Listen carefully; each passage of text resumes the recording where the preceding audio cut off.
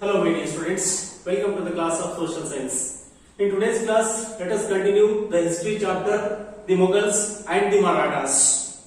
Students, in last class we discussed about the Marathas, under that we discussed about Shivaji. Okay, parents of Shivaji, how he became the prominent leader among the Marathas, and also his teacher, and also who are influenced in the life of Shivaji when he was a child, and how he became a great ruler among the Marathas, and how he got the proficiency in different field events. Okay, about that we discussed in last class. And in today's class, let us continue some more important information about the childhood life of Shivaji. Okay, and other points we will discuss in the today's class. Okay, students, Shivaji in his childhood itself had dreamed of establishing the independent kingdom. Okay, in his childhood itself he had dreamed. Shivaji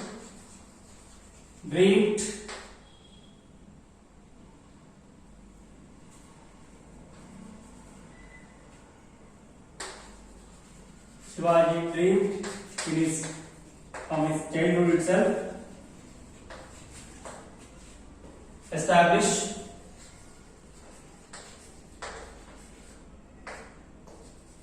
independent empire. Okay, that was the dream of Shivaji in his childhood.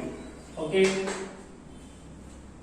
in the childhood itself he had dreamed that establishing an independent kingdom or empire. Okay, therefore he made Pune as the center and started the process of expansion of his kingdom. Okay, because of that reason he made Pune as the center of his administration, and he started the process of expansion of his kingdom. Okay, and in order to achieve this, Shivaji assembled an army of the local Mawali youths. Okay, Shivaji assembled an army of local Mawali youths. Okay, by organizing local Mawali youths, Shivaji assembled an army, okay, to achieve his goal. Okay, that is the establishment of independent kingdom. Okay, and also the protection of Hindu religion. That two are the major aims of Shivaji or goals of Shivaji that we discussed in the last class. Okay, and by assembling the Mawali youths as his army members, Shivaji trained them. Mawali youths are trained by Shivaji in a special war technique that is called as guerrilla warfare.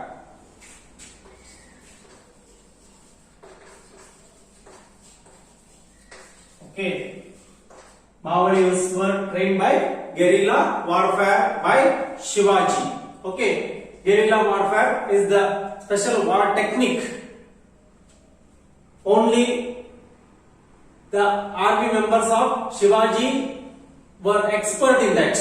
Guerrilla warfare, G-U-E-R, guerrilla warfare. Okay, guerrilla warfare means attacking the enemies in the speed of lightning, hiding behind the object. Okay, hiding behind the rock, hiding behind the wall, hiding behind the trees, hiding behind the bushes, or sitting over the trees. Okay, and when enemy reaches that spot, suddenly attacking over the enemies. That war technique is known as guerrilla warfare. Only Shivaji's army members well known about that war technique. Okay, the Mamadis were trained in guerrilla warfare, and Shivaji conquered many forts. Okay, by the help of his army, Shivaji conquered many forts. In that, major forts conquered by Shivaji army are: one is Torana Fort, Purandar Fort. Okay, Torana Fort, Purandar Fort, Chakkankot Fort,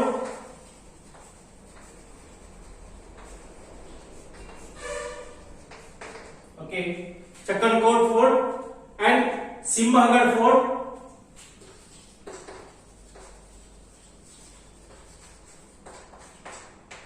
Javali Fort. Okay, Simhagad Fort, Javali Fort.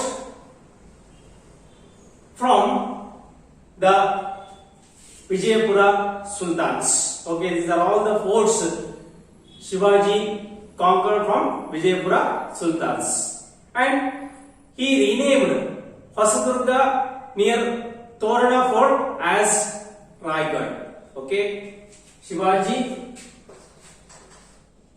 renamed Hosadurga near to Torana as Raigad. It means the earlier name of Raigad was Hosadurga. It is near to Torana in Maharashtra state. Okay, Shivaji renamed Hosadurga as Raigad. Okay, that is the one important information you have to know about the works of Shivaji. Okay, and he built a new fort called Pratapgarh. Okay, Shivaji built a new fort, that is Pratapgarh. Okay, Pratapgarh fort was built by Shivaji, and since Shivaji fought against Vijayapura Sultans, his father, namely Shahaji Bhosle, was captured by the Sultan. Okay, Shahaji Bhosle was captured by the Vijayapura Sultan. Since Shivaji fought against Vijayapura Sultan, Shahaji Bhosle was under the control of Vijayapura Sultan. Okay, on the assurance that he would not attack him again, Shahaji was released. Okay, Shahaji was released by Vijayapura Sultan by the assurance given by Shivaji, that is, he will not attack in future against Vijayapura Sultan. Okay, with that assurance, Vijayapura Sultan released Shivaji's father Shahaji Bhosle. Okay, this is about the childhood life and his political achievements of Shivaji. Next, we have to discuss about the concept, that is the relationship between the Mughals and Shivaji. How Shivaji maintained relationship with the Mughals, whether he maintained friendly relationship or if he developed enmity with the Mughal rulers, or which type of relationship he had with Mughal kings, that we have discussed now. Okay.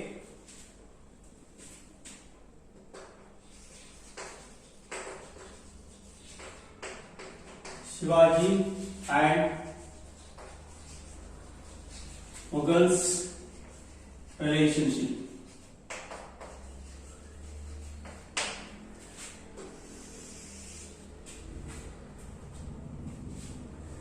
Shivaji fought against the Mughal king Aurangzeb for many years. Okay, Shivaji fought against the Mughal king Aurangzeb for many years. And in addition to defeating the Shahi kingdom in South India, okay, in addition to defeating the Shahi kingdom in South India, Aurangzeb had determined to vanquish the Maratha kingdom completely. Okay, Aurangzeb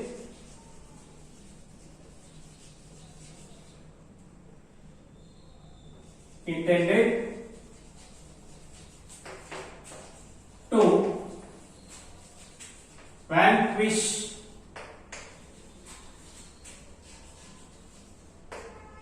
the Maratha kingdom completely.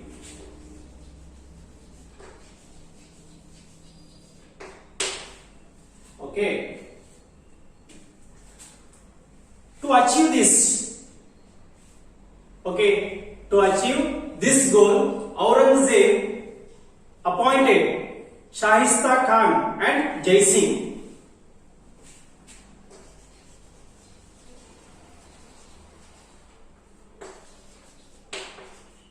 Okay. To achieve the goal of complete vanquishing the Maratha kingdom, okay, Aurangzeb appointed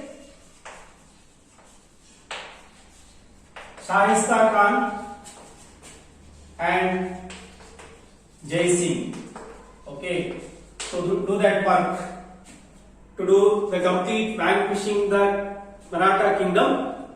Aurangzeb appointed Shahista Khan and Jai Singh. Okay, Jai Singh defeated Shivaji and made an agreement in Purandargarh. Okay, Jai Singh was appointed by Aurangzeb. He defeated Shivaji at Purandargarh.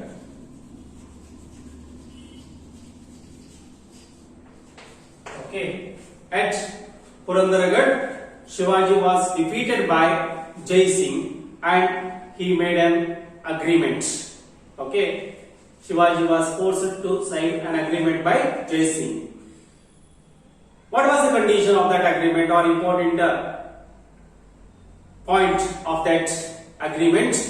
As per the agreement of Purandargarh, Shivaji surrendered 23 of his forts and the land yielding 16 lakh income annually. Okay, Shivaji surrendered 23 forts to Aurangzeb and a land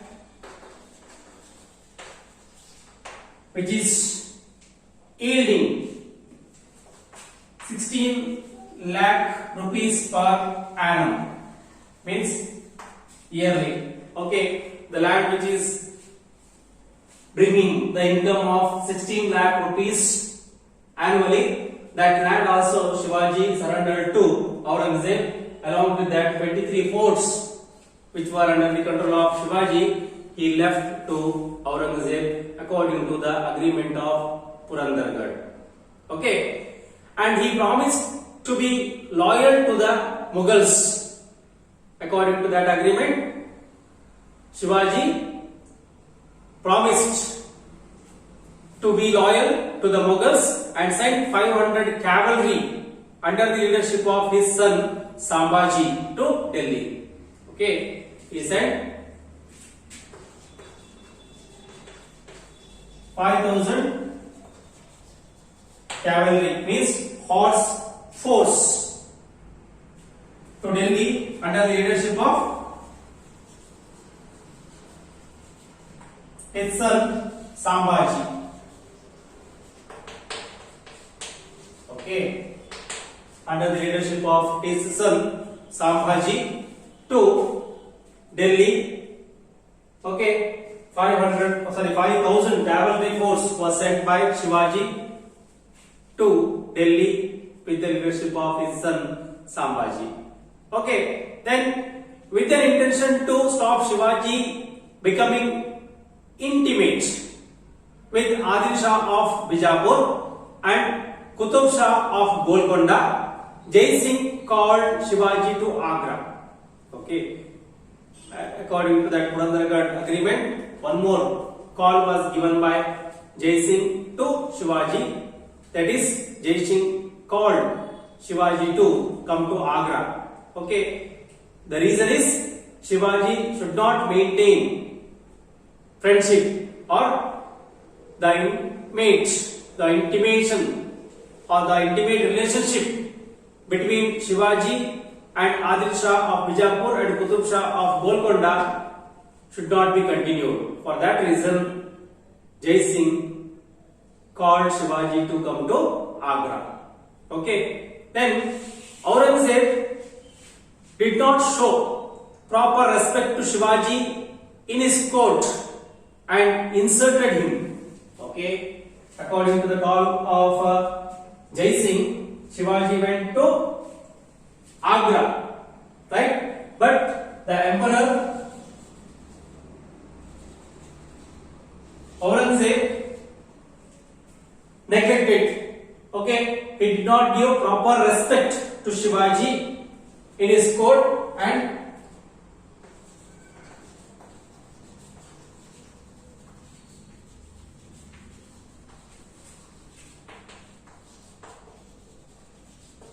he insulted Shivaji. Okay, when Shivaji protested against this, as per the humanity, a king should give respect to one more king if he visits the court of any king. But here what happened? When Shivaji visited the court of Aurangzeb, that is also according to the call given by Jai Singh, Shivaji went to Agra to the court of Aurangzeb.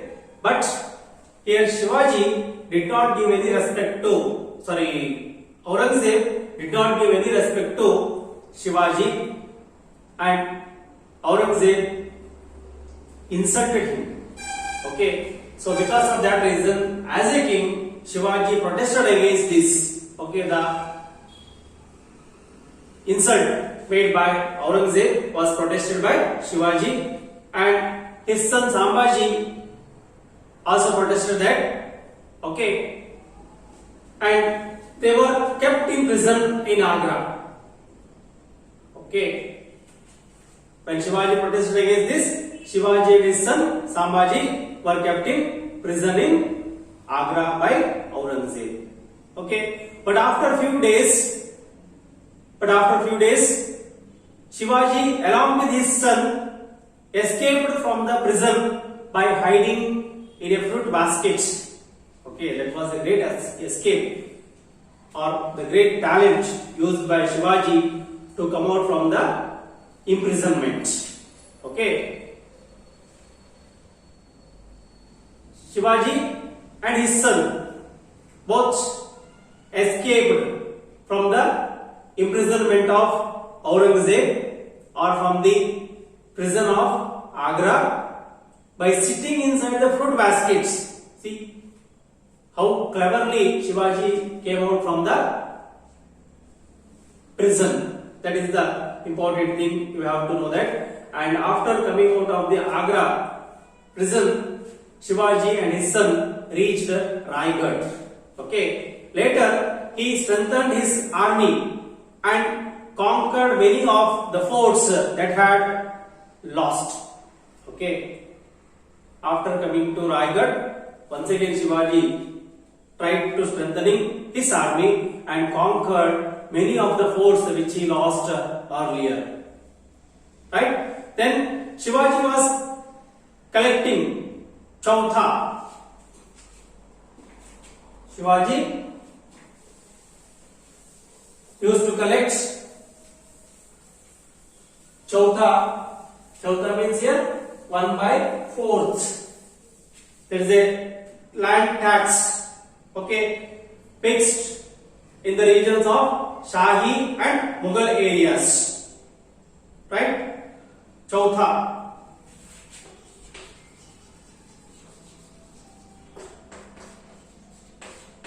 Chautha, land tax collected by Shivaji in the regions of Shahi and Mughal areas.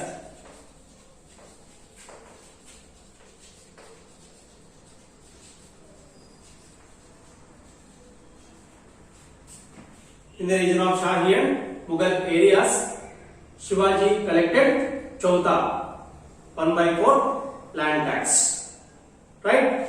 And was collecting Sardeshmukhi, one more type of tax, 1/10 of the fixed land tax. Okay, Sardeshmukhi, one more type of tax. Shivaji collected.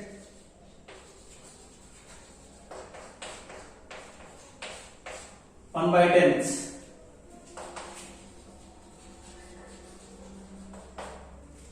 Right? 1/10 of the fixed land tax in his kingdom. Okay, that he collected in his kingdom. Okay. Shivaji's coronation took place in the year of 1674 at Raigad. Most important point, Shivaji's coronation in the year of 1674 at Raigad. Okay, at Raigad, Shivaji's coronation took place in the year of 1674, and there he was given a title, that is Chhatrapati, and felicitated. Okay. After that coronation, he was got a title, that is Chhatrapati, and felicitated. Okay. These are the important information about Shivaji and the points which are come under the relationship between Shivaji and the Mughals. Okay. Next, we have to move to the concept, that is the administration of Shivaji. How was the administration?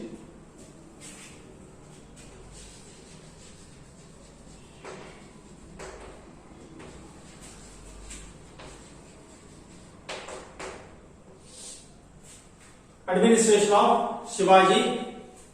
Under the administration of Shivaji, he had organized an efficient administrative system in his vast kingdom. Okay.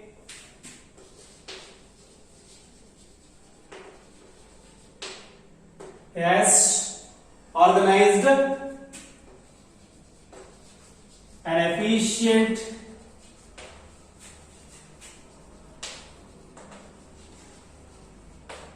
administrative system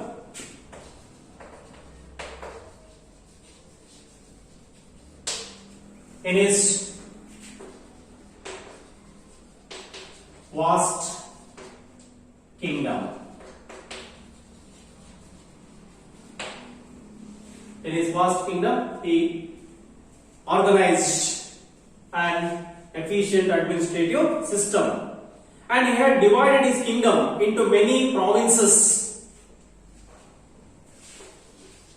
Shivaji divided his kingdoms into many provinces. Okay, he divided his kingdom into many provinces. They were called as Swaraj and Mughal areas. The provinces are called as Swaraj Swaraj and Mughal areas. Okay, Swaraj and Mughal areas are the provinces name under the administration system of Shivaji. Okay, Marathi was the language of administration. Shivaji used Marathi as a language of administration.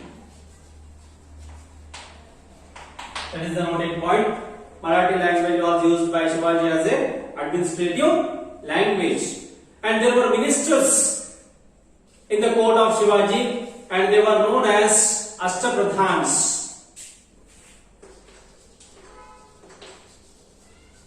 Ministers of Shivaji were called as Ashtapradhans. They were known as Ashtapradhans.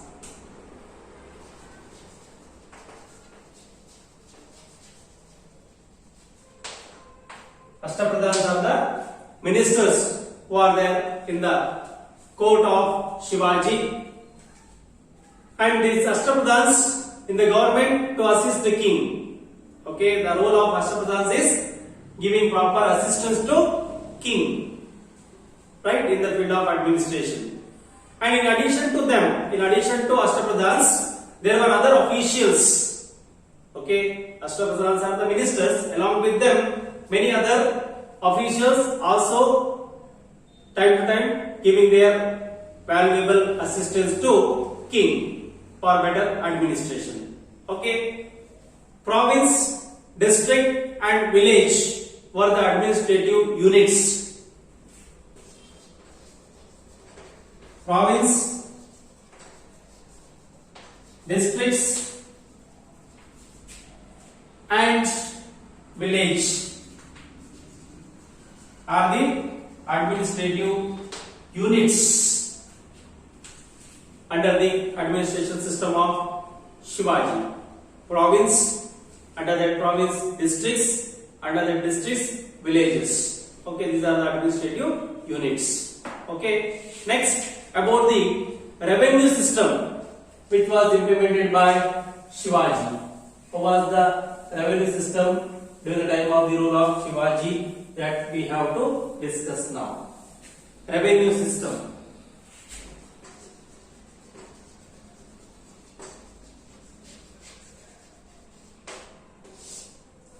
Okay, Shivaji's system of revenue collection was Ryotwari system, favorable to the farmers. Okay, Ryotwari system, which is favorable to the farmers. Okay, he abolished the Jahangir revenue system, which was imposed by Mughals. Jahangir revenue system was abolished by Shivaji. And the tax was collected in the form of money or material, right?